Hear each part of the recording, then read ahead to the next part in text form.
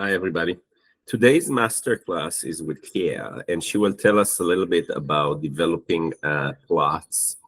Keya is one of the most successful authors on rebooks. She sold thousands and thousands of copies, became an international celebrity, and she's really wise. She did a massive research before starting her first book. I actually even recommended for her to write a book about how to write books. You will learn so much from her. So enjoy her. Everyone, this is Keya and I am all of 13 years. I am studying in grade 7 in an online formal school called 21K. I am from Mumbai, India and live with my mom, elder sister and my Shih Tzu pet brother. I've had a pretty adventurous life so far. At the age of 10 months, I was medically testified to succumb to a rare progressive genetic disorder called spinal muscular atrophy, or SMA in short.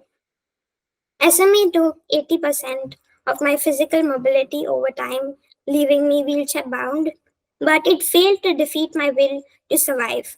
Today, SMA does not define me, and I am an acclaimed author of two national bestsellers. Both my books, Dancing on My Wheels and I Am Possible, are published on breebooks.com. I am a self-trained hand and digital artist. I can code my own apps. One of my apps, Keya Fights SMA, is available on Google Play Store. I've been invited to speak at large corporate events across India. Through these events, I try to raise awareness on rare diseases, and I'm also a budding YouTuber and a podcaster. So do follow my channel, Keya Fights SMA, on YouTube to encourage me. Before we dive into the topic, I'll like to do like a short introduction. So, a good book is about having a well-developed story, free-flowing and meaningful language, and should be suitably illustrated with images that relate to the story. The reader must feel highly engaged both emotionally and intellectually while reading it, and most importantly, there needs to be a sense of purpose in the story which creates an impact.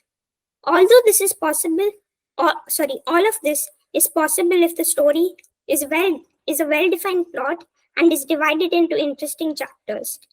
Through this masterclass, I'll be sharing my understanding on developing plots and chapters. I'm too young to have this understanding come to me naturally, so yes, I've had to research and engage in several trials to get this clarity before writing my own books. This has helped me immensely, and I'm sure it'll help you too. But before going into today's topics, let's understand a few important terms. First, what is a plot? A plot is a sequence of events within a story. It's a description of what happens and why it happens. It's a part of the story and is chronological in order. A good plot grips the reader's attention throughout. It can be revised a few times while developing your story. Next, what is a story? A story is a comprehensive narrative. It includes settings, characters, themes, and other factors that elaborates a plot. A story may unfold non-sequentially at times. It focuses on character development, philosophy, and building the atmosphere or setting. Finally, what is a chapter? Chapter gives the reader a mental respite or a break. They allow the reader to digest everything that happened within that section. And you can think of chapters as mini milestones posted throughout the story. Each milestone means that the reader is one step closer to the story's climax and then its conclusion. Chapters are also practical as they help the reader stick with the plot even if it's a long novel, but without getting bored. So that's the introduction for the topic. And let's understand how to develop a good plot. A good plot comprises of the following parts. First, which is ground zero. What's required to write a good story is one solid idea. When an idea comes to you, sit down and thrash it out. The story can be semi-fiction, fiction, or based on real life events. Next, define the genre of your story. Be it autobiography, sports, motivational, science, thriller, etc. Identify the characters, their relationships, and your main central character. At this stage, don't be too rigid. A good author should remain flexible till they've got the best out of their efforts. 2. Sequence the events. This is the most important phase. Now string up a sequence of events you wish to build your story on.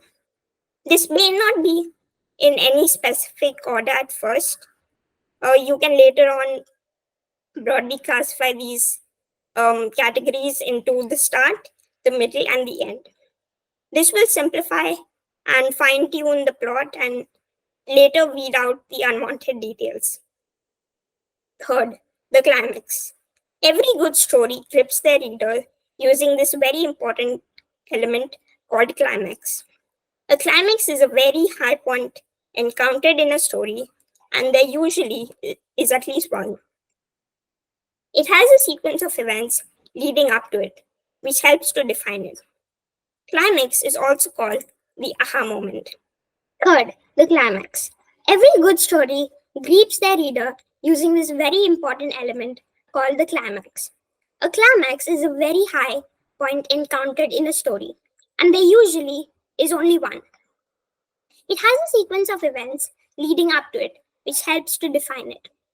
Climax is also called the aha moment of the story. 4. The opening. A good opening should be creative and unique. It helps to develop the setting for the entire story. Also, introduce the key characters, their intricate relationships, and highlight the central character of the story. The opening builds up the required action to the climax of the story. 5. The end. The end of your plot should leave an extremely impactful message for its readers. It comprises of sequence of events leading the story from its climax to the final takeaway message. Another important and less known fact is, broader the audience for this message, the higher are the chances of your book being recommended to others. Now, let's understand how to develop chapters.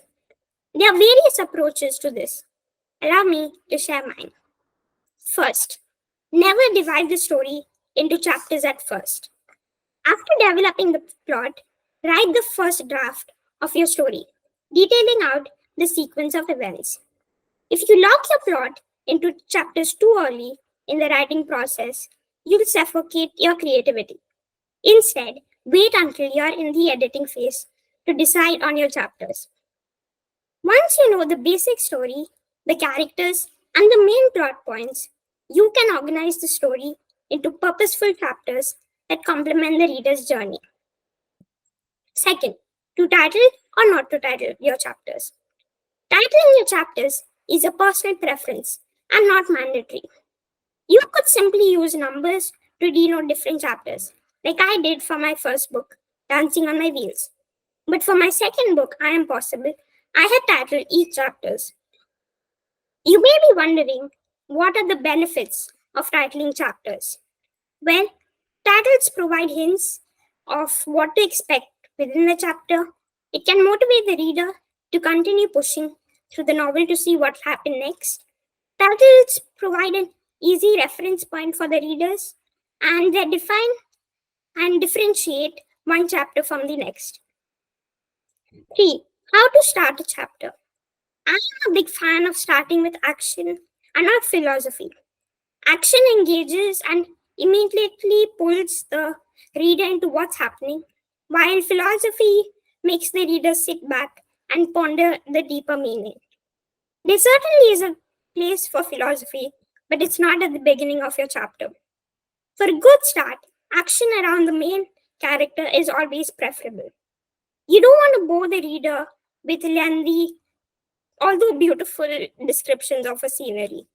Pull the reader in and make them care about what's happening as soon as possible. 4. What to include in your chapters. One popular way to approach chapters is to consider each as its own short story. While no chapter within a story is an island, it can work as a short story where you have decided the beginning, middle, and end. This helps you keep the chapters as focused as possible so you don't ramble and repeat. 5. The chapter length. Fortunately, there's no set rule for chapter length. Many authors I've personally read keep the chapter around the same length, but that's not a thumb rule. Chapter length feeds into pacing of the story. Length can vary and become an intentional part of your storytelling. You can weave shorter or longer chapters together to create a steady and predictable pace. Sixth, when to end a chapter. The ending of your chapter does two things. It closes one door and opens another, which basically means that uh, it ends one chapter and it opens up a new chapter. So, here are a few ideas on how to end a chapter. A is at a natural pause. Example, you've come to the end of a major event. B at an important milestone. Example, your main character has learned something new that changes everything, or you're on the eve of a major event. And the last point is when you're switching points of view. Example, you have multiple points of view, and each chapter is dedicated to a different one. And the last point is how many chapters to include. Most novels have about 10 to 12 chapters, but that's not set in stone. You can have 2 or even 200 chapters. It all depends on how comfortable you are with experimenting. Consider first if the chapter breaks make sense or will it disturb the flow of the reader. And for some genres, they require fewer chapters than others. For example, a romantic novel deserves fewer chapter breaks as compared to an autobiography.